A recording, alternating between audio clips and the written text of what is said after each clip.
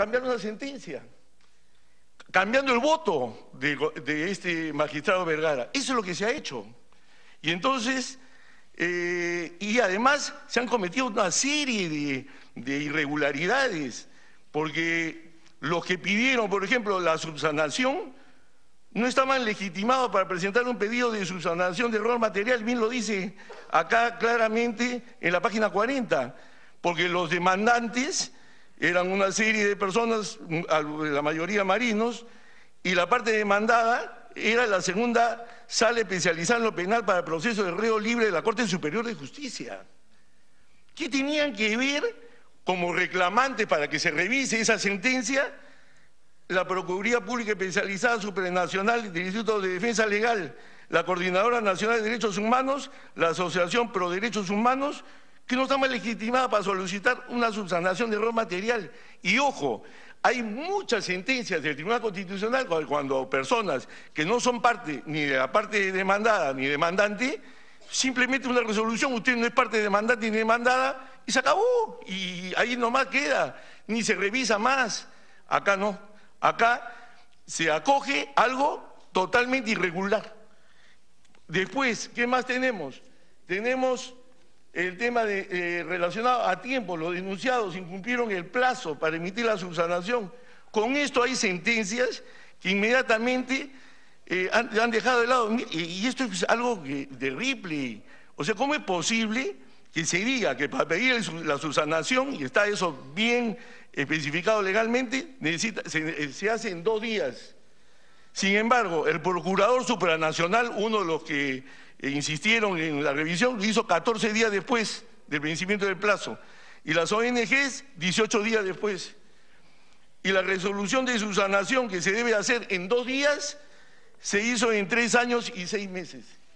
Yo digo, con estas cosas todavía tenemos que seguir dándole vueltas al tema. La verdad que el tema es clarísimo. Y el recurso de reposición pendiente de resolver por parte del Tribunal Constitucional, que está bien claro en la página 47, ahí habla lo mismo. La fecha de interposición de reposición, 21 de abril de 2017. El plazo legal para resolver el Tribunal Constitucional, 2 días. Vencimiento sin resolver, 7 meses, 18 días. Entonces, señora Presidenta, realmente hay fundamentos claros jurídicamente que están acá, pero para nosotros que no somos los abogados, pero sí entendemos este tipo de irregularidades, estoy totalmente de acuerdo con este informe, señora Presidenta. Muchas gracias. Gracias, congresista Tubino. Tiene la palabra el congresista Gino Costa. Gracias, Presidenta. Saludo a los miembros de la comisión empiezo señalando a nombre de Peruanos por el Cambio que para nosotros esta es una resolución del Tribunal Constitucional controvertida, es decir, una decisión susceptible de tener interpretaciones alternativas igualmente válidas. Y eso nos quedó muy claro de la presentación que hicieron acá los abogados de los denunciantes y los abogados de los denunciados. Ese es el punto de partida para nosotros. Hay 2 razones jurídicas por las cuales nosotros tomamos distancia de la propuesta presentada por el congresista Segura, a quien yo también extiendo la felicitación por el trabajo realizado, aun cuando no convengamos con todas las conclusiones a las cuales llega su esfuerzo. Y las 2 razones jurídicas son bien sencillas.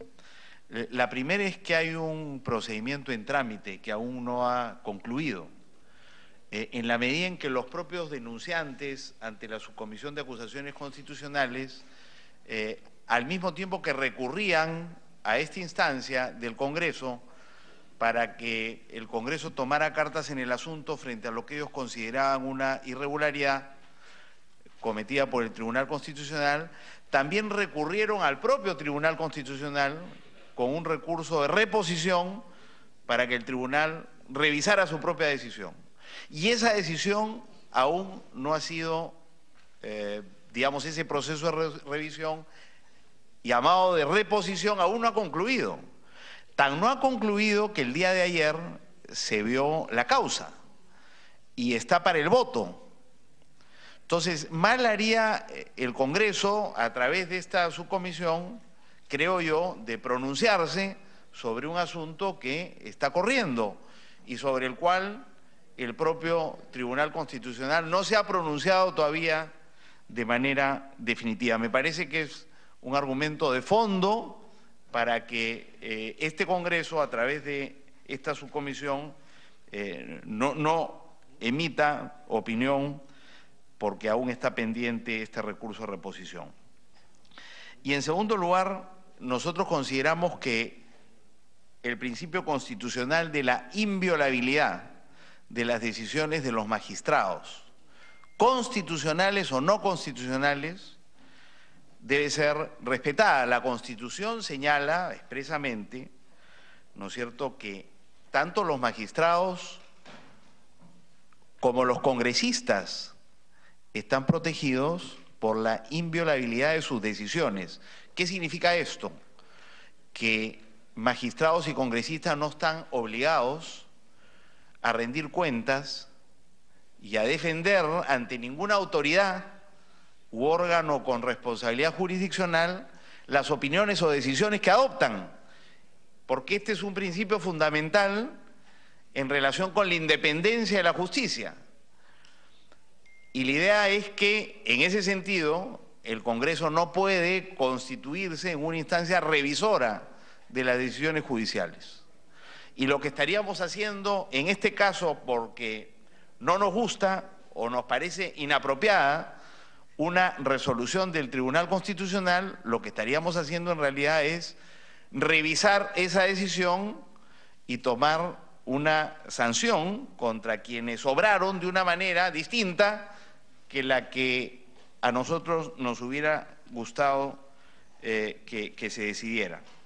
De manera que creemos que el principio de inviolabilidad que alcanzan los magistrados del Tribunal Constitucional, de la misma manera que alcanzan los congresistas por los votos que emiten en el Congreso, es bien importante a fin de garantizar la independencia y el equilibrio de poderes. Salvo, por supuesto, que estemos frente a un caso donde una determinada decisión judicial no solo es susceptible de ser interpretada de una u otra manera, sino que adolece de problemas de fondo que tienen que ver con hechos de corrupción o con dolo manifiesto. O sea, hay una intención manifiesta de los miembros del tribunal de haber, digamos, aplicado la ley equivocadamente. Hay la intención de interpretar con fines subalternos la ley. No es el caso. Aquí ha quedado claro de que, de la misma manera que el informe del colega Segura recoge muchos de los argumentos de quienes cuestionan la decisión del Tribunal Constitucional, sea que son parte del actual Tribunal Constitucional o del anterior, también hay una interpretación alternativa con argumentos jurídicos igualmente válidos. Pero ninguno ha venido a decir acá que estamos ante la presencia de un claro hecho de corrupción o de dolo manifiesto. Y el informe creo que no lo concluye en el caso del magistrado Miranda, en el caso de los magistrados Ledesma y Ramos, y solo, digamos, le asigna tal responsabilidad al magistrado oponente. Nosotros nos parece que no está acreditado el dolo en este caso, no hay ninguna evidencia, no ha sido parte de la discusión, incluso me atrevería a decir más. Uno de los testigos presentes en la audiencia anterior, el magistrado Blume, fue muy expreso aquí en señalar, y en un artículo publicado en El Comercio, en la página editorial del Comercio hace varias semanas, que discrepando él abiertamente de la decisión de sus colegas, no había advertido en ningún momento, ¿no es cierto?, la existencia de mala intención de parte de ellos, y reconocí entonces que era un tema susceptible de ser interpretado de una u otra manera. Entonces, esos dos argumentos jurídicos para nosotros en la bancada de Peruano por el Cambio resultan bien importantes para considerar que no estamos ante la presencia, ¿no es cierto?, de infracciones constitucionales que vulneran el principio de la cosa juzgada y de delitos de prevaricato, sino ante una interpretación jurídica que puede, digamos, ser de satisfacción o no de los miembros de la comisión, pero que no alcanza, ¿no es cierto?, para que esta subcomisión proponga una sanción a los magistrados del Tribunal Constitucional. Quiero señalar adicionalmente que sí nos llama la atención la existencia de por lo menos una irregularidad en la tramitación de esta causa ante esta subcomisión. Ya lo dijimos la vez anterior, lo dijeron los abogados de los denunciados, en el sentido en que estos habían concurrido a la audiencia en que se presentaron las pruebas sin haber sido notificados del informe de determinación de hechos y de pruebas. Y esa es una omisión que estoy seguro que no ha sido intencional, pero que debemos tomar en consideración porque los denunciados vinieron acá sin saber quiénes, entre otras cosas, quiénes vendrían en calidad de testigos a la audiencia, en la que solo descubrieron, ¿no es cierto?, la presencia de los magistrados que fueron convocados por el ponente, incluidos por el ponente, como testigos en la vista de la causa, en la audiencia referida. Y yo creo que esa irregularidad tiene que ver con la premura con que se ha tramitado esta denuncia. Y quiero, digamos, hacer una comparación de la velocidad con que ha corrido esta denuncia, en realidad en 3 semanas entre que se presentó el informe de determinación de pruebas y esta sesión donde vamos a decidir sobre esa denuncia. Es verdad que la denuncia se presentó hace varios meses, en julio, pero digamos desde el momento en que se presente el informe hasta hoy han pasado solo 3 semanas. Yo quiero poner mi propio ejemplo como congresista ponente en el caso de la denuncia contra el exfiscal de la Nación, Ramos Heredia. Yo presenté el informe de determinación de pruebas en abril y todavía no se han podido actuar las pruebas. Entonces, claramente en este caso hay una rapidez, cuando menos para el trámite, para no hablar de precipitación, que me llama la atención y que quiero vincularlo al siguiente caso que para nosotros es importante considerar, que tiene que ver con el contexto político en que la tramitación de esta denuncia tiene lugar y que explica de alguna manera la rapidez con que ella ha sido tramitada. Y nos permite también esa puesta en contexto tener en cuenta que hay variables políticas que deben ser consideradas, porque nosotros sospechamos que hay una motivación política detrás de la decisión de dar trámite a esta denuncia constitucional contra los magistrados del Tribunal Constitucional. ¿Por qué? Porque el Tribunal Constitucional, en una situación como la actual, donde tenemos un Congreso con una mayoría abultada, ¿no es cierto?, como consecuencia de la representación de Fuerza Popular en el Congreso, encuentra en el Tribunal Constitucional un contrapeso para cualquier abuso de poder que pudiera, no digo abuso de poder deliberado necesariamente, pero es un mecanismo contrapeso, porque las acciones de inconstitucionalidad se presentan precisamente frente al Tribunal Constitucional. Entonces, nos parece que acá, más allá de la discusión de fondo sobre la decisión adoptada por los magistrados del Tribunal Constitucional, hay un contexto político que tiene que ver con aprovechar esto para destituir a un magistrado o varios magistrados del Tribunal Constitucional a efectos de tener un Tribunal Constitucional dócil en la medida en que es esa mayoría que lo destituye la mayoría que los va a nombrar. La mayoría con sus aliados, sin duda, porque no basta solo el voto de Fuerza Popular. Pero me parece que este contexto político, esta situación política no puede estar ajena al análisis que hacemos de esta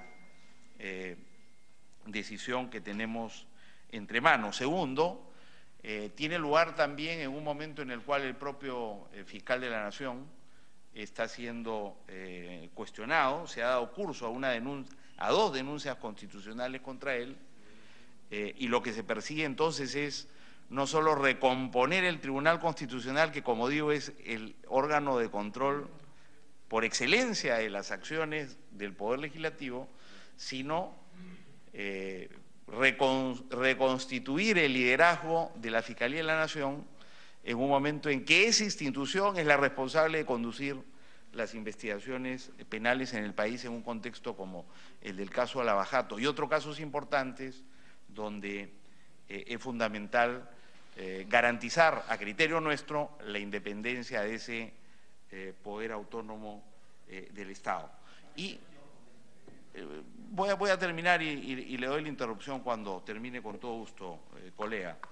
En tercer lugar, me parece que también el hecho de que se haya dado curso a la denuncia constitucional contra el ministro del Interior por haber pasado a retiro el año pasado, en aplicación de una ley vigente a 39 generales de la policía, tiene que ver con este contexto político. Sin desconocer además, ¿no es cierto?, las amenazas a la libertad de expresión que están en marcha. Y termino con esta idea, porque muchas de estas medidas se presentan como acciones decididas en la lucha contra la corrupción, cuando en realidad, si nos fijamos bien, en la década de los 90, un tribunal constitucional sometido y dócil, una prensa asustada y chicha, o amenazada y chicha, y una fiscalía y un poder judicial controlado desde el poder político, lo que produjeron fue un reino de la impunidad y no un sistema eficaz de lucha contra la corrupción. Entonces, a nosotros nos preocupa eso y nuestra lectura es que en ese contexto es que tenemos que ver la decisión que tenemos que adoptar hoy día. Dos puntos adicionales y termino, Presidenta. Quiero referirme a la implicación práctica de la decisión adoptada en el 2013, que ha sido después revisada por el Tribunal Constitucional. Cuando en la audiencia yo pregunté a los abogados de los denunciantes cuál había sido, digamos, el efecto práctico de esa decisión, nos confesaron que ninguna. Es decir, los procesos, las investigaciones penales han continuado, más allá de la decisión del 2013. Y por tanto, la decisión del 2006 tampoco va a modificar esa realidad. No es que la decisión del 2016 reinicia un proceso ya fenecido. En realidad, no reinicia ningún proceso porque ese proceso nunca se detuvo.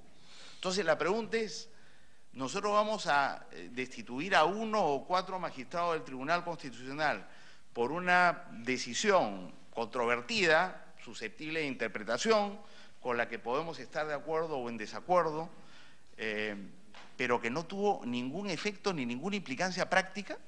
O sea, vamos a tomar una decisión de esa magnitud que puede en efecto, ¿no es cierto?, ser vista como un intento por contar con un tribunal constitucional dócil y sometido, distinto que el actual. Me parece que resulta bastante Congresista Gino Costa, peligroso. ¿le está pidiendo una interrupción? No, voy a terminar y congresista. se la doy con todo gusto. Por todas esas consideraciones, Presidenta, por todas esas consideraciones, nosotros somos de la opinión que no amerita, ¿no es cierto?, que se declare fundada la denuncia constitucional contra estos magistrados del Tribunal Constitucional, y en fin, se archiven los casos.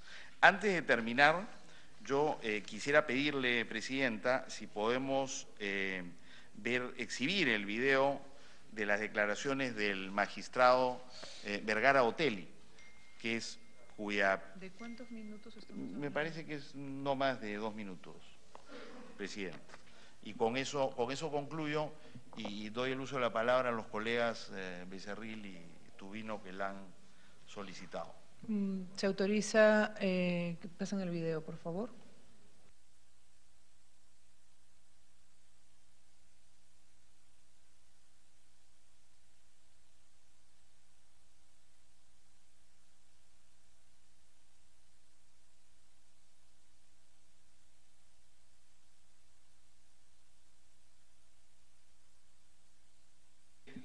Bueno.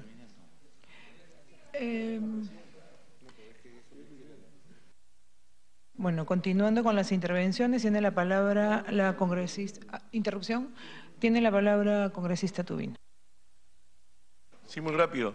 Lo que acaba de decir justamente el congresista Gino Costa no se acerca a la verdad.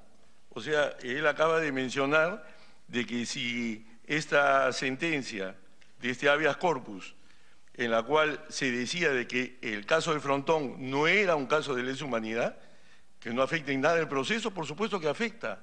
El proceso se caía, el proceso actual. Solamente quedaba el proceso por 2 reos o integrantes de Sendero Luminoso, que la Corte dijo que el proceso debía seguir de esos 2, pero siendo un caso de, vamos a decir, de que no era lesa humanidad, el proceso judicial que se ha abierto ahora no se hubiera abierto, se hubiera cerrado, hubiera quedado ahí y solamente se hubiera abierto para esos 2 casos que la Corte Interamericana ha dispuesto que se abra un proceso. Gracias, congresista.